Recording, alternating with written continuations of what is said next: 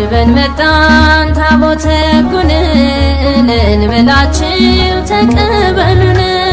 አጅበን መጣን ታቦተ ሕጉን እልል ብላችሁ ተቀበሉን። የቃል ኪዳን ታቦት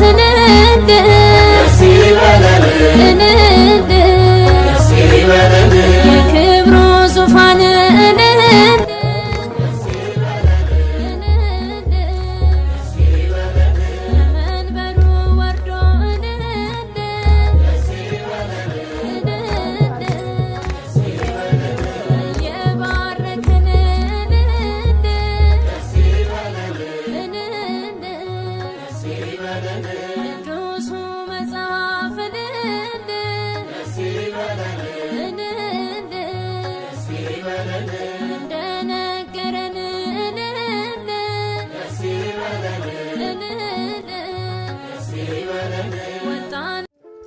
በስመ አብ ወወልድ ወመንፈስ ቅዱስ አሐዱ አምላክ። በስመ አብ ወወልድ ወመንፈስ ቅዱስ አሐዱ አምላክ። በስመ አብ ወወልድ ወመንፈስ ቅዱስ አሐዱ አምላክ። በክርስቶስ ክርስቲያን ብወልድ ውልድ በመንፈስ ቅዱስ መንፈሳውያን ዝኾንኩም ዓይነተ እግዚአብሔር ካህናት፣ ልኡካነ ምስጢር ዲያቆናት፣ አቦታተይ አደታተይ ከምኡን ህፃናት ብሹም እግዚአብሔር አብ እግዚአብሔር ወልድ እግዚአብሔር መንፈስ ቅዱስ ዳሕና ደሓዲራትኩም አሜን አሜን ኢና እግዚአብሔር አምላክ ሽሙ ክንፀውዕ ኣብ ዕድሜና ዝዓለት እዚኣ ባሪኹ ዝዓደለና ቸር መድሃኒ ዓለም ይኽበር ይመስገን። ኣብ ቅድሜኹም ደው ክንብል ዘይግበአኒ ኃጢአተኛ አበሰኛ እግዚአብሔር አምላክ ግን ኣብ እብን ኮይኑ ተዛርብ ኩሉ ይከኣለና ተቃለ እግዚአብሔር ተዛሪብኩም ኢኹም አንሕና ዝመፀናሉ ክነፋልጠኩም በመጀመሪያ ግን ፈቃደኛታት ምዃንኩም አቦታተይ ብጭብጨባ አቦታት ብዕልልታ ገልጹልኝ።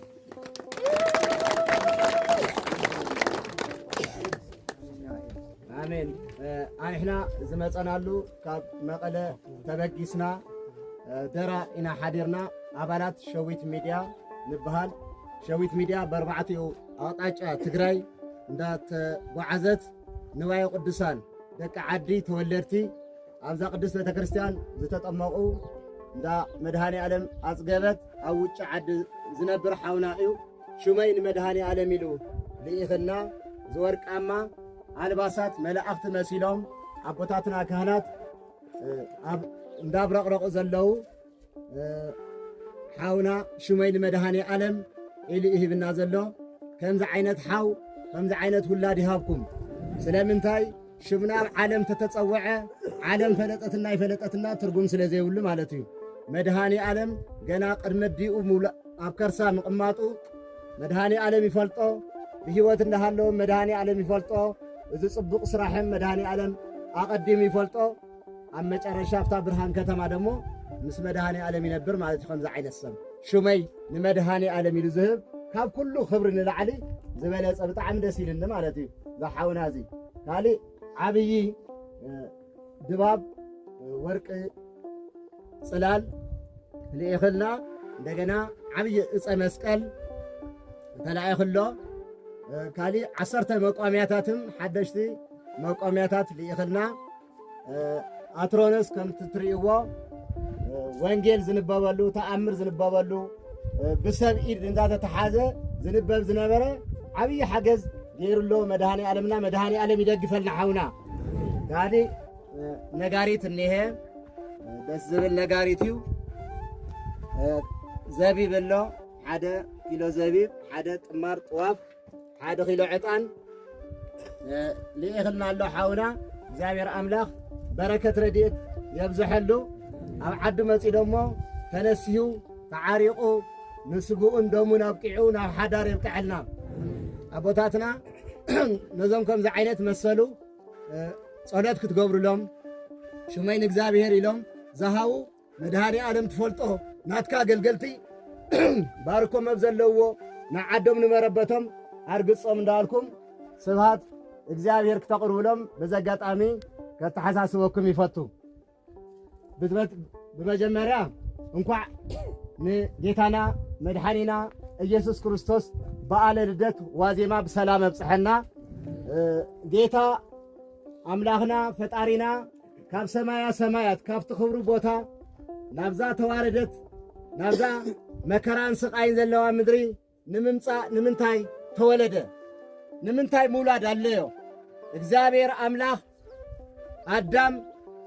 ኣብ ገነት ኮይኑ ምስቶም 99 ነገደ መላእክት መበል 10 ነገድ ኮይኑ እግዚአብሔር አምላኽ ከምስግን ይፈጢርዎ ነይሩ አዳም ግን አፍታ ብርሃን ከተማ ን7 ዓመት ጥራይ ተቐሚጥላ አንሕና ጽቡቕ ክወሃበና ከሎ ጽቡቕ ዘለና ይመስለናን አዳም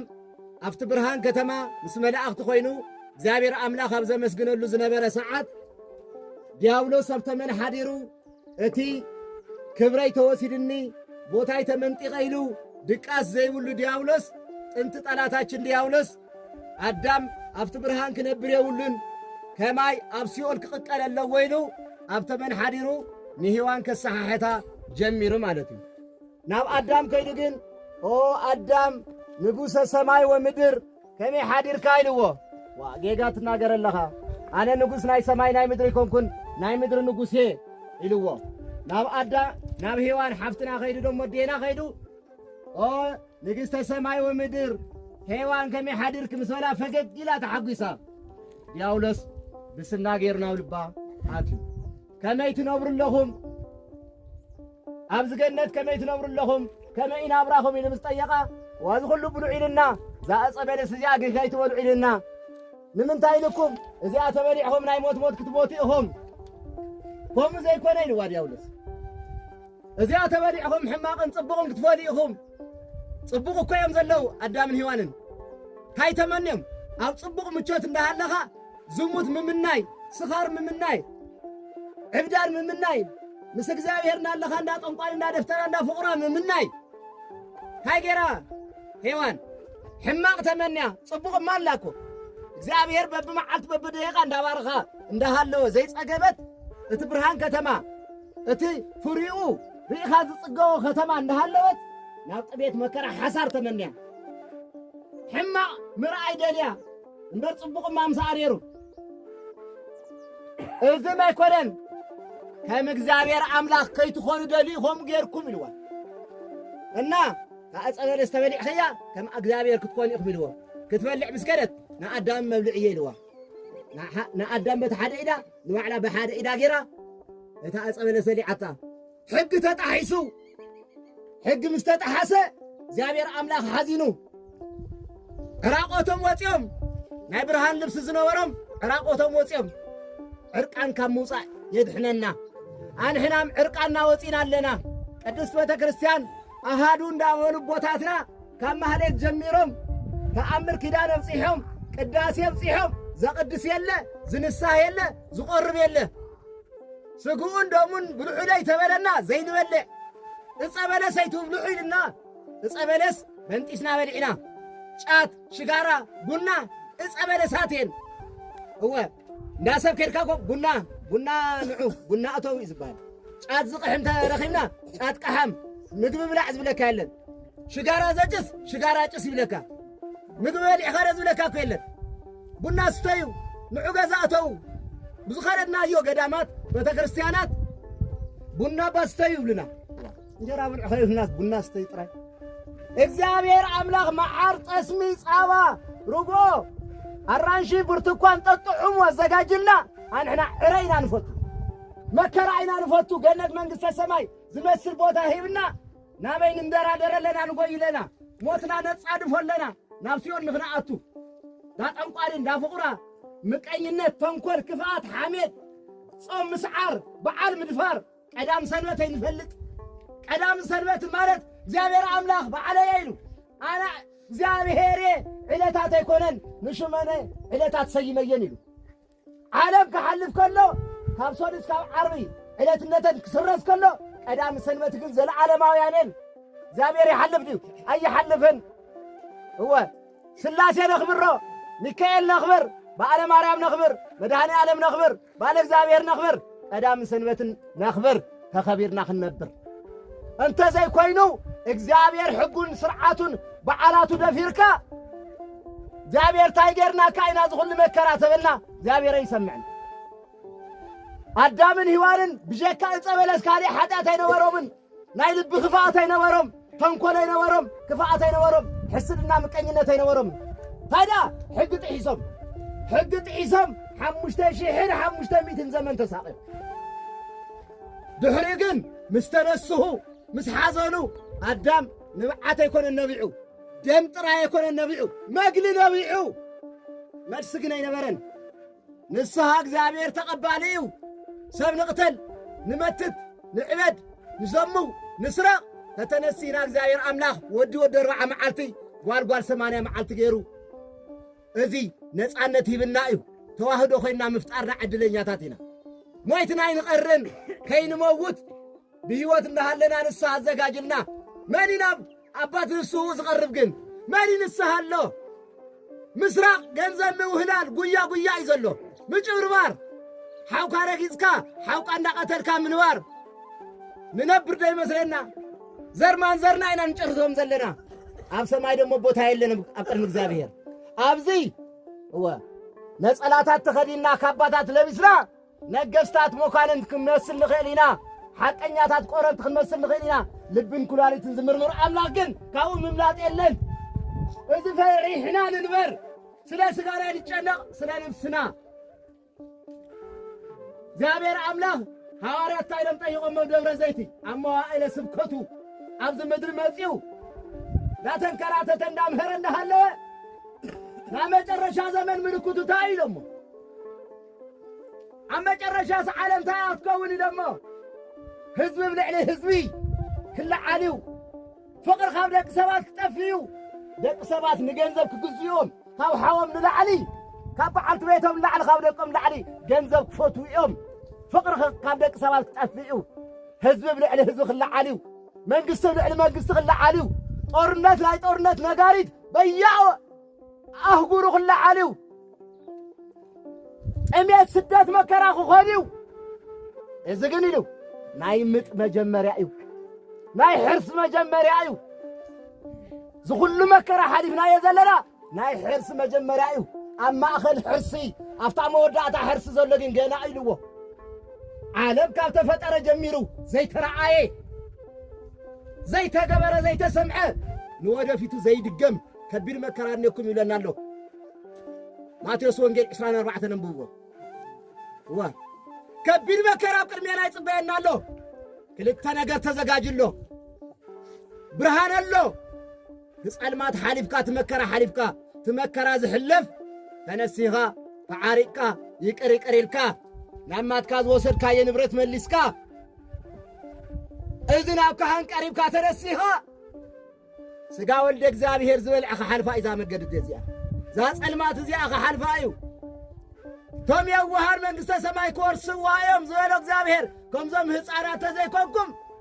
ንሳይ ትነብሩን ገነት መንግሥተ ሰማይ ተኣቱን ኢልና እዩ ተነሲና ተዓሪቕና ዓመፀኛ በደለኛ ኃጢአተኛ ዘአበሰ ከምዘይ አበሰ ዘማዊ ከም ድንግል ክገብረ ኢሉ ቃል ኪዳን አትልናዩ እዚ በህይወት እንዳሃለና ንጠቀም ክሳድና ካብ ሰውነትና ተተፈልያ ምዝራብ የለን ሞት እዩ አንደበቱ ዕጾ እዩ ተሞትና ንስሐ የለን ኣብ ሰማይ ኣብ ሰማይ ዘሎ ኣምላኽ ኣይንተ እግዚአብሔር ካህናት ኢሉ ባዕሎም እግዚአብሔር መድኃኒ ዓለም እዮም ደው ኢሎም እኒአው እዞም ካህናት እዚኣቶም ኣብኦም ንነሳህ ኣብ ሰማይ ከይዱ ዝረአየ መን ኣሎ እንዳበልና ነላግጸለና እወ ደርሆ ብሓዊ እናጻሕተረት ትጻወት ብመዓንጣ ደቃ በዓልና ኢና ንጻወት ዘለና ህይወትና ነትርፍ ልደት ጽባሕ ነኽብሮ ዘለና እወ ባዛር ተዘጋጅሎ ሙዚቃ ጨፈራ ቤት ቢራ ዊስኪ ክምሰት ተዘጋጅና ኣለና ልደት መድኃኒ ዓለም እንዳበኒና ዓለም ታቦት እዩ ዘሎ ኣብ ቤተልሔም እዩ ዘሎ ኣብታ ቀራንዮ ብደሙ ዝመስረታ ቤተ ክርስቲያን እዩ ዘሎ ዳ ጭፈራ ቤት የለን ኣብ ባህሊ ጭፈራ ቤት የለን ኣብ ታቦተ ሕጉ ኣብታ ቤተ መቅደስ ኣብ ቤተልሔም ኣብ በዓላ እኒሄ ኣብዚ ዳረኸ መድኃኒ ዓለም ኣብ ከተማ ጭፈራ ቤት የለን ዲያብሎስ የፍቲ ከተማ ዘሎ ጭፈራ ቤት ኣብ ቢራ ኣብ ጠርሙስ ዊስኪ ከበረቅ ዘሎ ዲያብሎስ ተደሊና ኣብቲ ከተማ ኸይድና ንጨፍር መድኃኒ ዓለም ዘለግነ ኣብዚ እዩ ሙዚቃ ደ ሰሚዕኹም ኢኹም ኣብዚ እወ ቃል እግዚአብሔር ዘለዎ ኣብዚ እዩ ስጉ እንደም ዝፍተተላ ቅዱስ ቤተ ክርስቲያን እዚኣ እያ ናይ ኣዳም ስደት ካብ ገነት ናብ ሲኦል ተሰደደሉ ንዑ ንምምላስ ካብ ሰማያ ሰማያት ወሪዱ ካብ ቅድስት ድንግል ማርያም ብድንግልና ተጸኒሱ ብድንግልና ተወለደ ዛ ጽባሕ ነኽብራ በዓለ ልደቱ ናይ ኣዳም ሓጢአት ንኽስረዝ ተወሊዱ ኣብ ግንብር በረት ንጉሴ ኣምላኸ ኸይበለ ኣብ ናይ ላሕም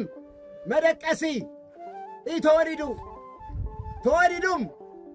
ሄሮድስ ንጉሰ ሰማይ ወምድር ተወሊዱ ኣብ ቤተልሔም ኣብ በረት ግድግም ዝተባሃለ ነቶም ሰብዓ ሰገል ንዑ ምስ ረኸብኩሞም ጽለ ኢልዎም ክቆትለኮ እዩ ስራታዊ መልአክ ቅዱስ ገብርኤል ግን እግዚአብሔር ኣምላኽ ርኢኹ ንዮሴፍ ነቲ ህፃን ምሰዲ ሒዝካ ናብ ግብፂ ትኸይድ ኢሉ ኣብ ቁስቋም ገዳም ተሰደደ ዝኹሉ በረኻ ሮሞጭ ሓዊ ባርዕ ነበልባል ሜታችን እግራ እናተደሓፀ እግራ ተቐሪቡ ደምደም ተፍቲፍ ኢሉ ሰሎሜ ቅርፊት ናይ ቆርበታ እንዳዓረየትላ ኣብ ግብፂ ኸይዶም ኣብ ግብፅም መከራ ስቃይ ይበፅሕዎም ሸፋቶ ሳቅዮሞም ጥጦስና ዳክርስ ኣብቲ በረኻ እዮም ረኺቦሞ ምስ ጌታ ተሰቆሉ ማለት እዩ ዳክርስ ንዝረፍሶም ክብል ጥጦስ ግን ኣይንዘርፎም እዚኦም ናይ ነገሥታት ዘርኢ እዮም ኢሉ እግዚአብሔር ኣዛሪብዎ ኣምላኽ ወልዳ ኣምላኽ ምዃኑ ሰይፍ ናይ ጥጦስ ተሴራ ብጣዕሚ ሓዚኑ ጥጦስ ደሓን ሃቦይ ላብ መየታችን ህበቢላቶ ካብታ ዝነበረት ኣብ ሰለስተ ሴራ ኣብ ወልድ መንፈስ ቅዱስ አንድነቱ ሶስትነቱ ክገልጸሉ ንጥጦስ ኣብ ሰለስተ ተሰራ ካብታ ዝነበረት ዝበለጸት ሰይፍ ገይርዎ ሓድነቱ ገሊጽዎ እውነት ዝወድ እግዚአብሔር እዩ ጥጦስ ሽፍታ ኮይ እዋ ሓንጊሩ ንመድኃኒ ዓለም ክወስዶ ከለፍቲ በረኻ ኣብኡ ሰኒዎም ክምለስ ከሎ ሸሚዙ ብጣዕሚ ጨና ሸጊርዎ ጥጦስ ታ ሸሚዝ ናብ ባሕሪ ክሓፅባ ድርቢ ምሰበላ ታ ባሕሪ ገንፊላ ፈሊሓ ሰማይ ዋ እዚ ተኣምረኛ እይሉ ኳድኡ ማይ ኣፍሲሱ ካብታ ዝፈልሐት ማይ ንዓቐብ ዘለለት ከም ዮርዳኖስ ንድሕሪት ፈሪሑ ዮርዳኖስ ክጥመቕ ከሎ መድኃኒ ዓለም ንድሕሪት እወ ከም ዝሸሸት ታ ኾዳ ምልእ ኣቢሉ ዓብ ጽዋ ኩሉ ሻብ ለያቡ ተቐባሊ ሌባ ኣለዎም ከተማ ናብኣ ኸብፅሕዋ ምስ ከዱ ነቲ ናይ ሌባ ተቐባሊ ሌባ ክሸጠሉ ከሎ ንሱ ገዚእዎም ድሕሪ ግዜ እወ ማርያም መግደላዊት ዝኸበረ ሽቶ ክትደሊ ኸላ ናይ መድኃኒ ዓለም ናይ ባዕሉ ረሃፅ ናይ ባዕሉ ጠረን ናይ መድኃኒ ዓለም ሽቶ ዝኸበረ ሽቶ የለን ናይ ነገሥታት ሽቶ ግን ኣብቲ ናይ ሌባ ተቐባሊ ገለ ዝበሃል ኣብኡ ክትረኽቢ ኣብኡ ኸይድ ክጠይቂ ተባሂላ ኣብኡ ኸይዳ ብ300 ዲናር ገዚኣቶ እቲ ናይ መድኃኒ ዓለም ጨና ንባዕሉ እግሩ ጨና ነስኒሳትሉ ቅድሚ ኣይነበረን ብድሕሪ ኣይነበረን ኣብ ዕዳጋ ዓለም ኣይነበረን ናይ መድኃኒ ዓለም ሽቶ እግዚአብሔር ኣምላኽ ዝኹሉ መከራ 33 ዓመት ኣብ ምድሪ ተንቀሳቒሱ ኢትዮጵያ ብርባዕቲ ማእዝን ባሪኹ ኣብ ምልእተ መስቀል ኣብ ቀራንዮ ተሰቒሉ ኣዳም ካብ ሲኦል ናብ ገነት መሊስዎ እዩ ኣንሕናም ዕድል እኔና ኣብ ሓጢአት ኣብ ሓዘን ንነብር ዘለና ተነሲና ተዓሪቕና ካህናት ካብ ጳጳሳት ይጅምር ዝዘመን እዚ ኸቢድ እዩ ናይ መጨረሻ ዘመን ኢና ኔና ምልክቱ ርኩሰት ኣብ ቤተ እግዚአብሔር ክትሪኢ ከለኹም ሞተ በርኹም ደው ከም ዝበለ ፍለጡ ኢልና እግዚአብሔር ኣምላኽ ጳጳሳት የተዓረቁን ምስቂሞም እኔው ካህናት ተቃይሞም ይቅድስ ኣለው ስጉንዶምን ይፍትት ኣለው ምእመናን ምስቂሞም ምስ ሓጢኣቶም ስጉንዶምን ይወስዱ ኣለው ትካህን እንታይ እንዳበለ የቁርበና ኣሎ ኣነ ካብ ደሞ ንጹህ እየ እዚ ብሓጢኣት ብድፍረት ተደፋፊሩ ዝበልዖ ነበልባል ሓዊ ኮይኑ ክበልዖ እዩ ዝብል ካብዚ የውፀና ስጉንዶምን ፈሪሕና ግን ኣነ ሓጢኣተኛ እንዳበልና ሞት ከየርክበና ሎማዓንቲ ናይ ምድሓን መዓልቲ እዩ ዝበለ እምበር ፅባሕ ድሕሪ ፅባሕ ኣይበለን ምስ ኣረግካ ኣይበለን ተነሲህና ተዓሪቕና ስጉንዶምን ወሲድና ናይ መንግስቲ ወረስቲ ሽሙ ቅድስቲ ክገብረና ቅዱስ ፈቐድ ይሆነልና ኣቦታትና ካህናት ተነሲኹም ዶ ቁረቡ ንመን ኢና ንፍተቶ ዘለና እንዳበልኩም ለይትን ቀትርን ሸኽምኹም ኣውርዱ ኣባጊዐይ ኣሊኹም ለይ ዶ ስጋይን ደመይን ኣብሊዕኹም ለይ ዶ ኣነሲኹም ለይ ዶ ኣተዓሪቑኩም ለይ ዶ ኢሉ ክሓተኩም እዩ ምእመናንም ቤተ ክርስቲያን ብደመይ ሃኒፀልኩም መጽሓፍተ ዘጋጅወልኩም መምህራን ኣዘጋጅወልኩም ታኾንኩም ዘይተጠቀምኩም አንድነተይ ሶስትነተይ ወልደ ኣብ ወልደ ማርያምነተይ ንምንታይ ዘይትፈልጡ ኣቲ ነፍሲ ኣትባል እምበር ወዲ በረንበራስ ወዲ ጠቅላይ ሚኒስተር ዝበሃል የለን ኣብ ቅድሚ እግዚአብሔር ኣቲ ነፍሲ ጥርባል ሰብኣይ ንሰበይቱ ሰበይቲ ንሰብኣይ ኣይተድሕንን ኣቦ ንውላዶ እየድሕንን ኣበይ ቀሺ ንባዕሎም እዮም ዝድሕኑ እምበር ንውላዶም እየድሕንዎን ሕድሕን ነፍሲ ንባዕላ ኣትጥየቕ እና ኣብ መላእ ዓለም ትርከቡ ህዝበ ክርስቲያን እንኳዕ ንጌታና ንመድሓይና ንኢየሱስ ክርስቶስ በዓለ ልደት ደጊመ እንኳዕ ኣብፅሐና ዘምሃረና ዝገሰጸና ናይ ኣቦታትና ኣምላኽ ቸሩ መድኃኔ ዓለም ይኽበር ይመስገን ካብ ተማሃርናዮ 30 ሚእቲ ዘምሓረ ፍረ ኣፍሪና ናይ መንግስቲ ወረስቲ ናይ ሽሙ ቀደስቲ ክገብረና እግዚአብሔር ኣምላኽ ቸሩ መድኃኔ ዓለም ቅዱስ ፍቓዱ ይኹነልና ወስብሃት ለእግዚአብሔር ወለወላዲቱ ድንግል ወለመስቀሉ ክብር ይቆየን ስለ ዘንዋሕከኩምልኩም ይቅርታ ግበሩለይ ጸኒድኩም ስለ ዝሰማዕኹን እግዚአብሔር ኣምላኽ ጸሎትኩም ልመናኹም ይስማዕኹም የቀኔልና እምእደ ወሃቢ እያሐጽጽ በረከት እዩ ሁሉ ጊዜ ናይ መሬት ንጉስ ይኹን ናይ ሰማያዊ ንጉስ ይኹን ውህብቶ የፋቅር እምበር ለየጻል ብምዃኑ እዚ ርዱእ እዩ ብቅዱሳት መጻሕፍትናም ደሞ እግዚአብሔር ለሃረዮም ለለ ተሃሪኦም ከርሶም እመሙ እግዚአብሔር ካብ ንኦም ማይጸን ዝተመረጹ ኮይኖም ልውህብቶ እግዚአብሔር ዓዲልዎም ካብኣቶም ዝህፍቱም ክህልዩ እዮም ካብኣቶም ልደኽዩም ክንደይ ክህልዩ እዮም ልማድ ከይንዎም ትውህብቶ ግን እግዚአብሔር ኣጽርሃ ኣርያም ተጽሒፉ ይጽንሐዮም ወሃባያ ተሎስ ተቀበላየ ሕጎስ ንሕናም ተሓጒስና ሕዋትና በየማኒ በጸጋሚ ዝተልአኩም ደሞ ሸዊት አድየም ነርወ ሸዊት ሚድያ ስመይ ለእግዚአብሔር ለመድኃኔ ዓለም ተይጸራሕኩም ደወሉ ብግልጺ ብሕው ለነገርኩም ብግልጺ ግለጽዎ ስለ ዝብል ወይም ዘነው ኣርአያኩንዎሙ ሓደ ዝሉፍ እንዘይ ዘለፍ ኣብደ ይከውን ማእምረ ሓደ ጽሩብ ከማየ ክጽረፍ እንተሎ እቲ ዕውድ ነበረ ኳሲ ስግጽ ኢሉ ዕውድ እዩ ነይሩ ቦም ዕብዳንስ እኳ እንዲያው ወዮ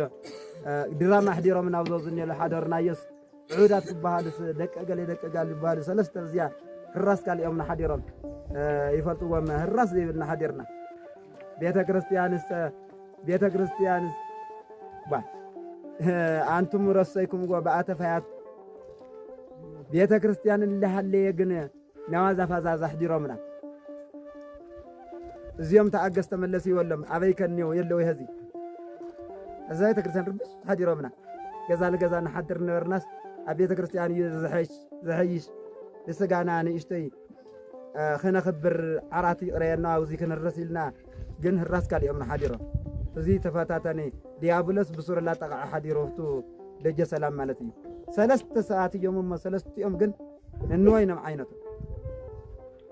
ናተጻረፉን ዘይግባእ ዘይጽወ ዛጸው ይሓዲሮም ስለዚ ተመለሱ ይወለም እግዚአብሔር ሰይጣን ዲያብሎስ ሓዲሮዎም ይምበር ፎትዮም አይኮነ እግዚአብሔር ዘም ቅዱሳን እዚያቶም ግን ምሳአቶም ምስቶም ወሃብቲ ይሕሰና ተላእኽቱም ደሞ ከምዚ ገርኩም